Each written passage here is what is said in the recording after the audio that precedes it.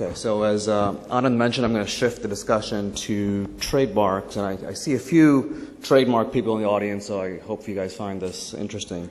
Now, like patents, trademarks are, of course, an extremely valuable asset, and from many perspectives, they can be more valuable than patents. And one metric that people frequently look at are the Interbrand rankings. Interbrand, for anyone who doesn't know about Interbrand, is basically the preeminent ranking agency in the world, and they rank brands every year. These are the 2015 rankings, which just came out in December. I just randomly kind of chose some companies within the top 50.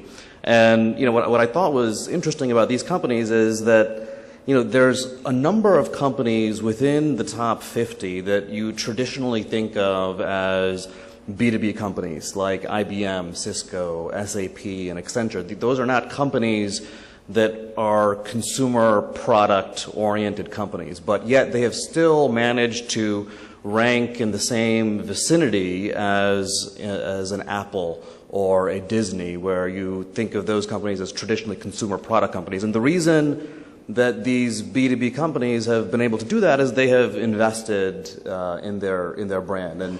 And the Interbrand rankings, this is not theoretical, these rankings have a very practical effect. U.S. courts, as well as courts around the world, use these rankings to determine whether or not a mark is well known, whether or not a mark is famous. People point to these rankings to try and establish the scope of protection that a mark should be entitled to. So these rankings have a very practical impact. Now, the Interbrand also does rankings for India, and the 2015 rankings also just came out, and I just picked a few companies from the top 30. And there's also a number of other companies that have invested significantly in their brands. Tata's leading the pack, but I think it's really only a matter of time before you see an Indian company break into the top 100 global brands.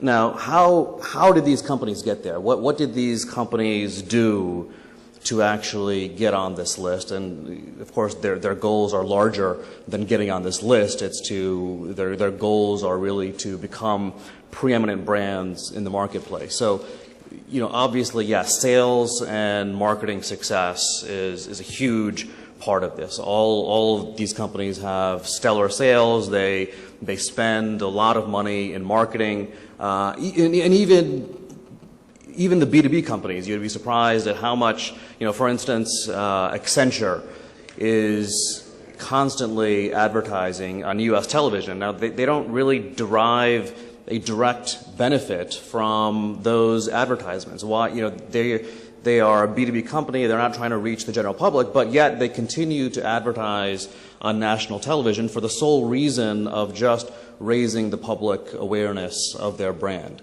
And so there are really colossal expenditures that they make on doing national ad campaigns. Now, the other thing that Interbrand looks at, as well as courts look at in terms of what enhances brand value, what makes a brand worthy to be on these lists, are the distinctiveness of a brand. And there's multiple components that go into that. If we go back to the brands that we saw earlier, all of these brands are not descriptive. There really are no descriptive, and if you look through the entire list, there are no descriptive brands on the list. They are all either arbitrary. Arbitrary marks are basically marks that have no relationship to the underlying product. So Apple is a good example of that. Or they are completely coined terms like Cisco that really have no other meaning, or Wipro, for instance. So all of these are brands that have a high degree of inherent distinctiveness. They were chosen for that reason, and that has paid off in terms of the strength of the brand. The other component of this is commercial strength. Now, commercial strength goes to how strong is the brand in the marketplace. And of course, this goes back to part of this is marketing expenditures. How much is a company spending on promoting its brand, and how is it increasing its commercial strength? But another aspect of that is enforcement, because if all companies do is register their brands, that's really just half the battle, because what you have to do in order to create brand strength is to make sure that third parties are not encroaching on your brand, and that really takes robust enforcement programs. So all of the companies that you see on the top 100 global brands, they all have very robust enforcement programs. They are constantly monitoring the marketplace for potential third-party infringements. They routinely send demand letters, bring opposition actions, and bring enforcement actions.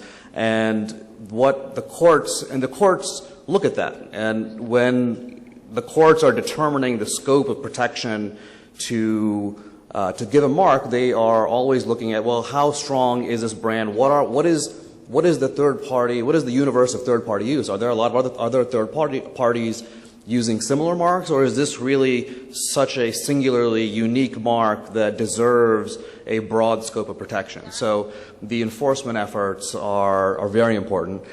And the last part of this is licensing, which actually is the part I'm going to focus the presentation on today.